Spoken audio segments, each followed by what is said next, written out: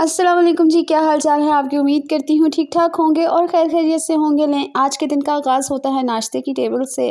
यहाँ पे मैंने अपने लिए बनाया है पराठे और साथ में चाय। आज मैं और मेरे हस्बैंड थे और ये पूरे ही वीक के में कम से कम 2 दिन के ये शेड्यूल है मेरा कि मैंने किस तरह से अपना डे स्पेंड किया है। और हमारे घर में कुछ स्पेशल गेस्ट आने वाले थे, उन सब की तैयारी चल रही है और जो स्टॉल जाता है मेरा उसकी मेकिंग चल रही है। क्या-क्या चीज़ें बनाती हूँ और किस तरह से बनाती हूँ।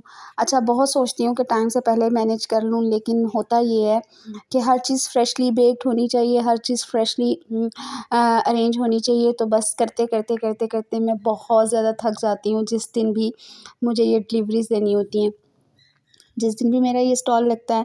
अच्छा, और यहाँ पे मैं ये कुछ पॉप्स बना रही हूँ और बस आप जितनी भी प्रैक्टिस कर लें, जिस दिन आपको बहुत जल्दी का काम होता है उस दिन कोई ना कोई काम ख़राब होना ही होता है।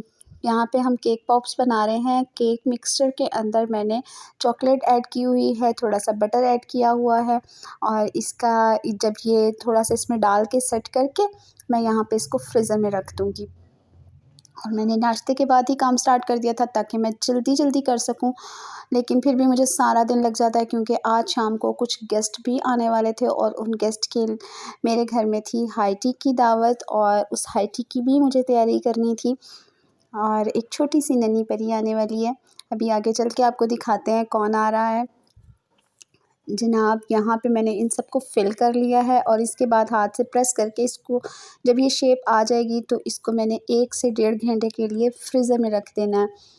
और फ्रीज़र में रख देने के बाद जब ये सेट हो जाएगा तो फिर इसको इसमें स्टिक लगानी है। यहाँ मैंने इस पे स्टिक लगा ली है बाद में, और अब जाके मैंने इनको निकालना है। आराम से इसको निकालें और बाद में इसको चॉकलेट में डिप कर दें। यहाँ हमारे डोनट तैयार हैं जाने के लिए।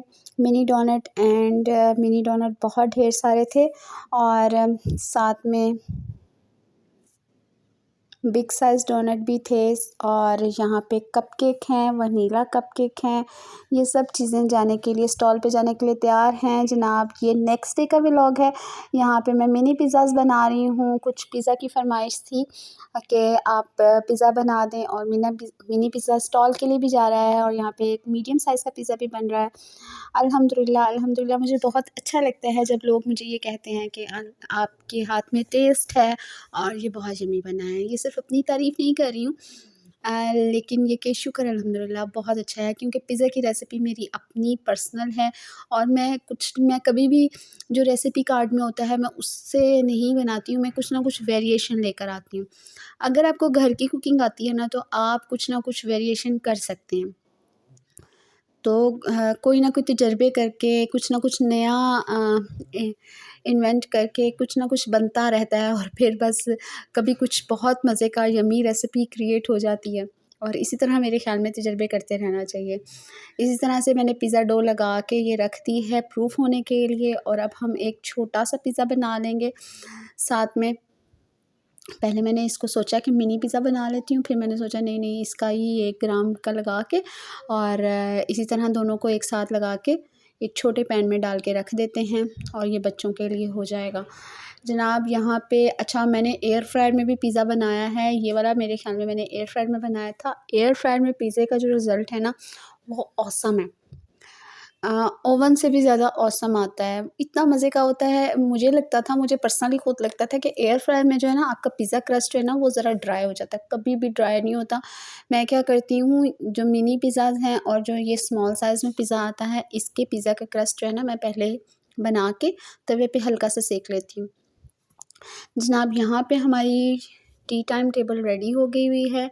आप ये इस पिज़्ज़ा का रिज़ल्ट देखें, इतना मज़े का तिक्का फ्लेवर में था और ये ब्राउनी तो कमाल थी। फजी ब्राउनी फ्रूट केक बहुत ही मज़े का बना हुआ था। अल्हम्दुलिल्लाह जितने मेहमान मेरे घर आए थे उन सब ने बहुत तारीफ़ किया है।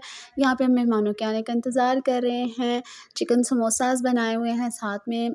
मैंने इन सब की रेसिपीज़ अगर आप लोगों को चाहिए तो आहिस्ता मैं अपने चैनल पे डालती जाऊँगी। यहाँ पे हमारे घर में आ गए हैं मेहमान। एक छोटी सी प्यारी सी नन्ही परी आई है और एक और छोटी सी नन्ही परी आई है और वो आते साथ मुझे कम और रियो को ज़्यादा देख रही है कि ये खाला ने रियो रखा हुआ है। जनाब वैसे मैं इसकी नानो लगती हूँ।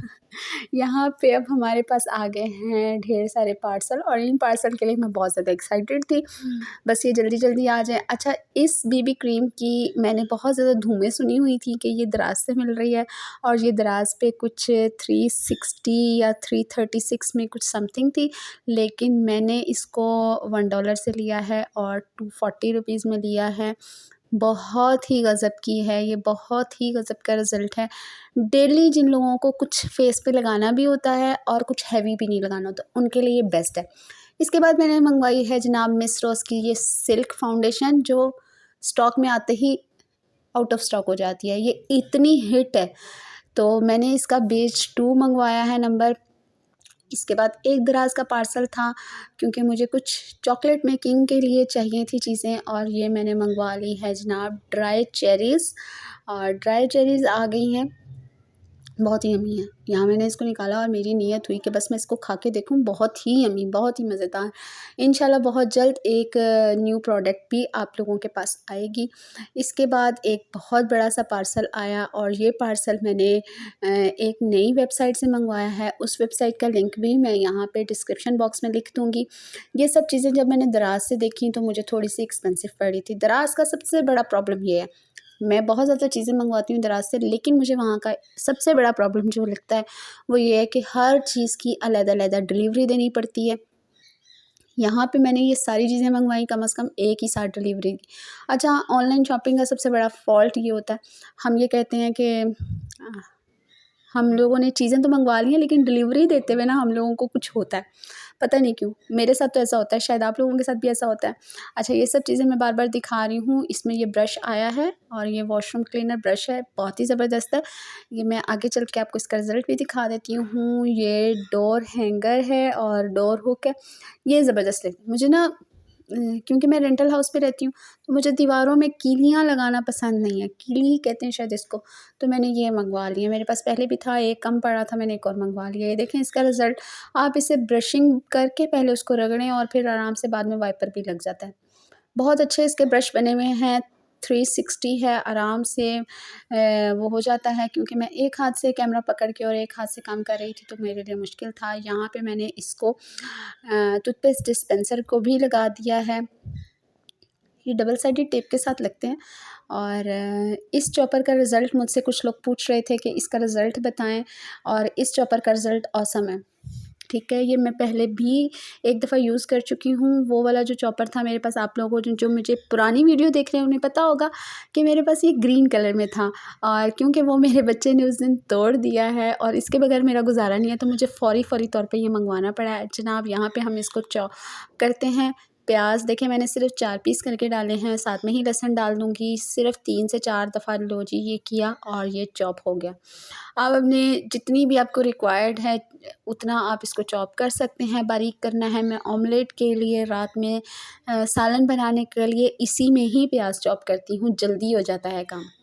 और यहाँ रात के खाने में मैंने चिकन टिक्का कढ़ाई बनाई है। उम्मीद करती हूँ आपको मेरा ये व्लॉग पसंद आया होगा। अगर पसंद आया है तो जाने से पहले सब्सक्राइब करना मत भूलें। ओके जी, अल्लाह हाफ़िज़।